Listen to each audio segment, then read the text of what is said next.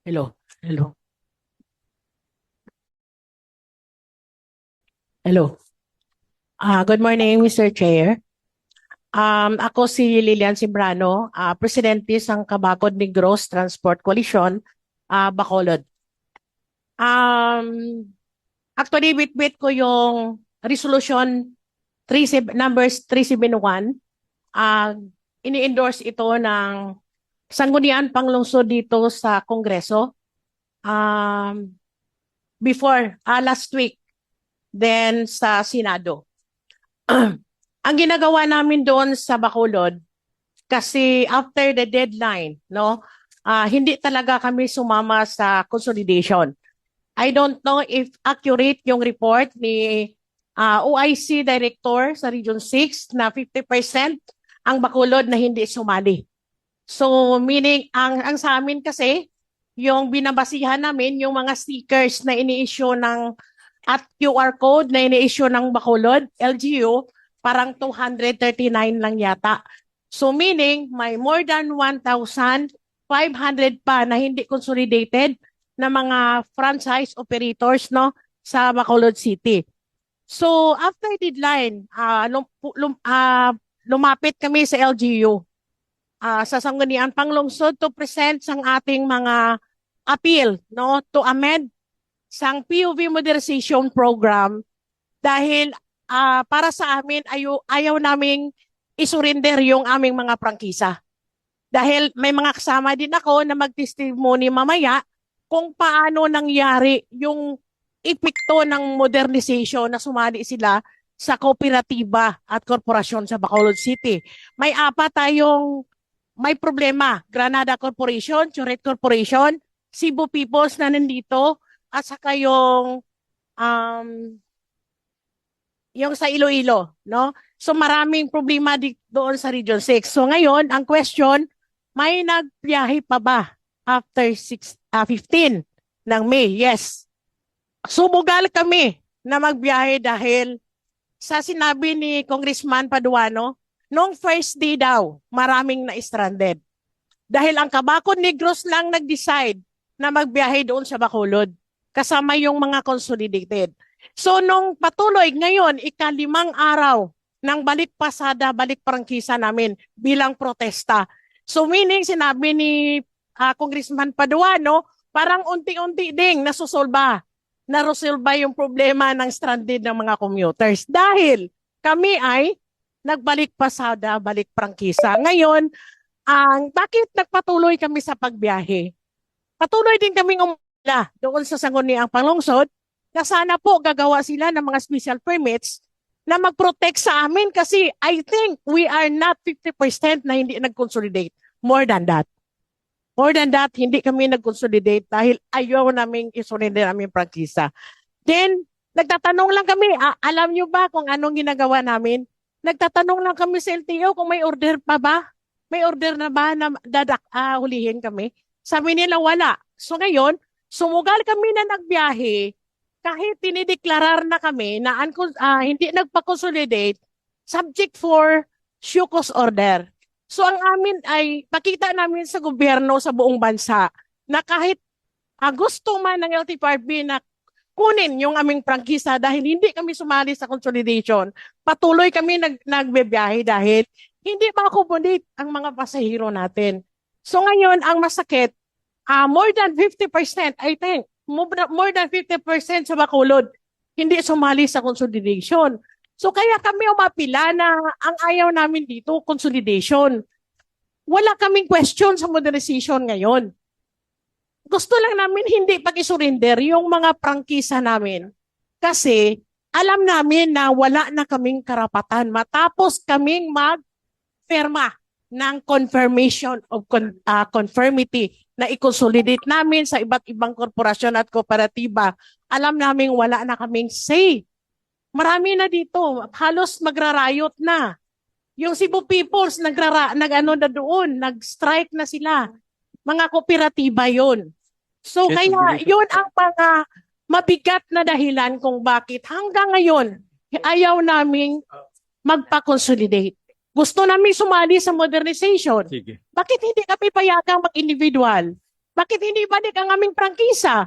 At simulan natin yung tamang transisyon para makasabay kami doon sa hindi kami maiwan sa modernisasyon na yon. Kasi kung kami sa Kinetco, may mga supplier naman kaming kinausap. Pero gusto namin yung individual. Salamat po. Individual talaga, sir. Sagutin natin ang DOTR o kaya Mr. ang Chair. LTFRB. May Pakisagot po yung concern nila. Yes, Mr. Chair.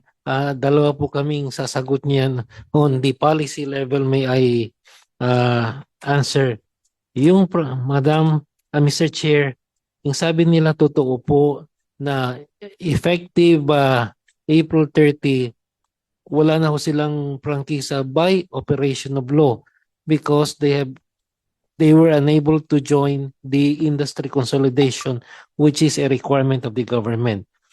The show cause order is a due process under the Public Service Act, which requires them to explain bakit hindi sila nakapag-comply sa batas. But in theory, because they are already unable to comply, technically, kolorum na sila.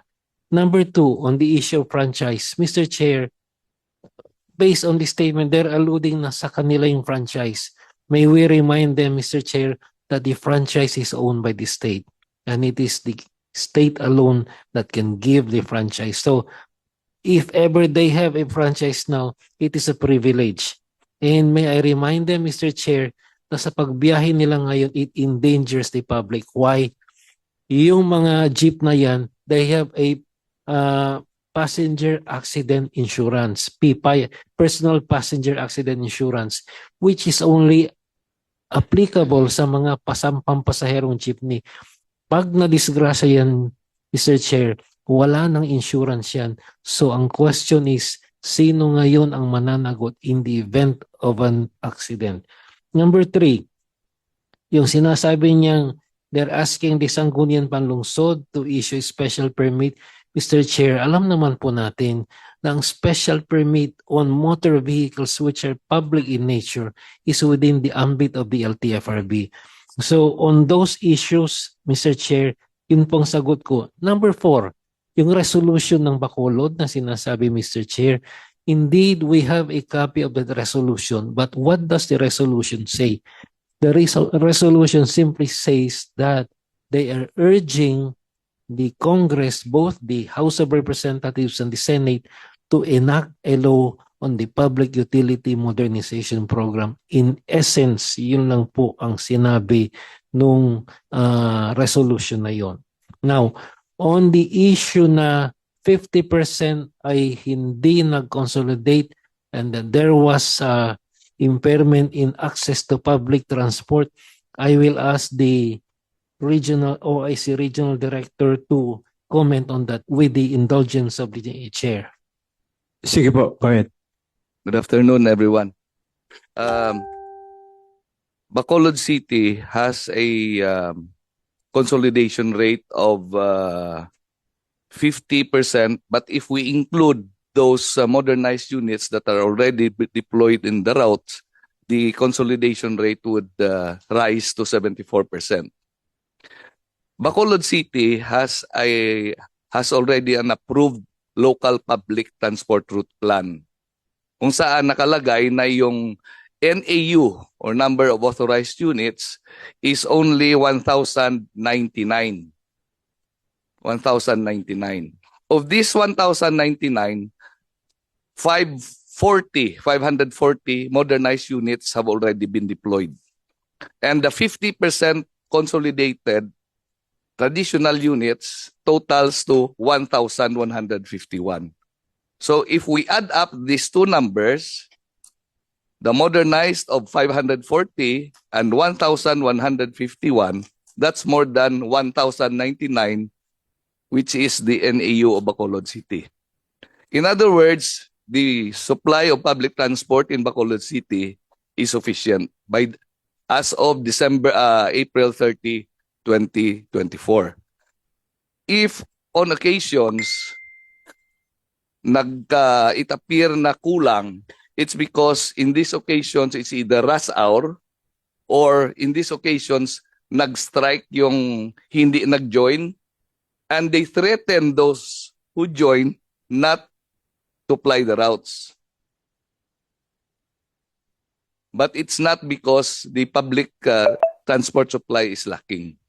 What we are doing now in Bacolod is that because the total number of consolidated units far exceeds the NEU, kaya lang yung consolidation is not equal on all routes. Now, ibig sabihin, there are routes where more units are consolidated than the NAU. What we are doing is we are transferring the excess units to those routes where there are lacking consolidations. We are doing this by adapting the stickering and QR coding. This is a progressive practice that we are coordinating with the LGU Bacolod in coordination with the traffic and of course the LTFRB. Kung Manuel. Mr. Chair, batay muna dun sa mga napakinggan natin so far.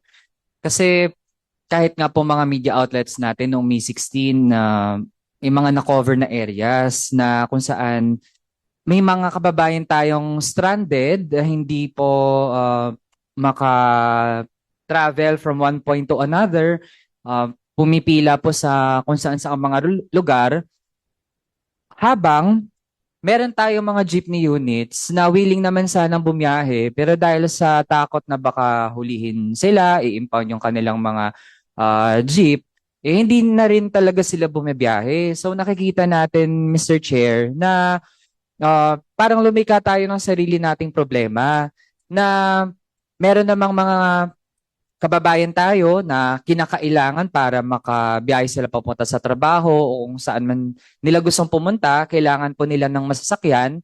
Tapos meron din namang mga sasakyan. Pero it's just that we have agencies na nagsasabi na bawal talagang bumiyahe yung mga jeep na yon despite those drivers and operators having long-standing legitimate concerns pagdating sa programa na ito. And Mr. Chair, dagdag din natin, hindi po tayo sumasang-ayo dun sa nabanggit ng LTFRB na kapag patuloy na bumiyahe yung mga hindi nag-consolidate, ina-endanger nila yung publiko. In fact, Mr. Chair, yung current na pinapatupad na panghuhuli dun sa mga unconsolidated, yun ngayon nagde-deprive sa ating mga kababayan ng masasakyan sana nila. At sa example po ng Bacolod na napakalaki po ng rate ng mga hindi na-consolidate, then we are creating a public transport problem dun sa lugar na iyon. And Mr. Chair, sa ngayon din naman, kung nationwide yung titingnan, batay sa naging report ng ating mga ahensya, merong 80% na nag-consolidate, merong 20% na hindi nag-consolidate. Although I don't see the 80% figure as a basis na masasabi natin talaga ay nagtatagumpay yung program. Kasi nga kasama dun sa 80%, yung mga napilitan na lang din naman talaga na mag-consolidate. Pero Mr. Chair, yung 20% na iyon, still malaking bilang yan eh, 'di ba? Na kung hindi natin papayagang makabiyahe, mababawas 'yon doon sa supply natin ng mga jeep na nasa ating mga kalsada. Kaya Mr. Chair, tingin ko kailangan matik ito seriously nung committee natin na hindi natin hayaan lang na ganito yung maging status quo natin after this committee meeting, na pagkatapos nito ay patuloy na mangangamba yung ating mga drivers and operators na hindi nakapag-consolidate, parang mapupuhay sila sa araw-araw na takot, anxiety dahil din sa kanilang current na sitwasyon. So, Mr. Chair, last few questions na ididirect ko sana sa ating mga transport groups, knowing na hanggang ngayon ay nandyan yung threat na mahuhuli kayo. Ano na ang plano ng ating mga transport groups na hindi pa rin nag-consolidate? Kinoconsider na ba nila na bumigay na at magpa-consolidate? O ang plano ba ay hindi bumiyahe? Ano pa ang plano ng ating mga transport groups? Ah, Um, bago ko sagutin yung tanong Nawala. ni Congressman Raul Manuel, gusto ko lang mag-comment doon sa statement ni Attorney Altura sa Region 6. Hindi po totoo yun. Kasi kahit yung city administrator ng Bacolod City na nawagan sa mga barangay na mag-provide ng mga service para sa pag-rescue ng mga stranded natin na mga commuters. So hindi totoo yun na kayang i-accommodate doon sa Bacolod. Kasi makita natin sa social media, marami doong nag-stranded talaga. Lalo na noong time na nag-strike kami 2 days. Maraming na-stranded. So pag mawala kami pala, hindi talaga ma-serbisyuhan yung mga commuters natin. So gusto ko lang i-correct yun. Then, ang sagot namin ngayon, kaya nga nandito kami, kasi nag-apila kami sa Kongreso na sana po ibalik yung aming 5 taong prangkisa. At saka wala naman kami hindi naman kami against sa modernization. Baka isang pagkakataon yon na para simulan din namin na hindi kami maiwan sa modernization as long na pahintulutan kami na maging individual at matuloy na mag-operate ngayon kasi ngayon kami nangamba pero nagsusugal dahil may mga estudyante pa kaming pakainin. May mga pamilya kaming pakainin, saan kami kukuha? So mag-standby kami hanggang 1 taon na maghintay ng desisyon ng Kongreso o kung Senado kung paano kami. Anong mangyari sa mga operators at drivers natin? Magnakaw, magloting, magraransak doon sa ekonomiya para mabuhay. So kaya nandito kami para yung boses ng lahat na bigyan kami ng pagkakataon na bakit hindi balik ng aming 5 taong prangkisa at bigyan kami ng gabay kung paano kami makasabay doon sa modernization. Kasi hindi naman kami ayaw sa modernization. I-allow kaming biyahe ulit at ibigay sa amin ang prangkisa. Kasi maraming pamilya namin magugutom. Okay sila na makapag-modernize. Pero gusto nilang mamamatay kami ng mga traditional operators at drivers.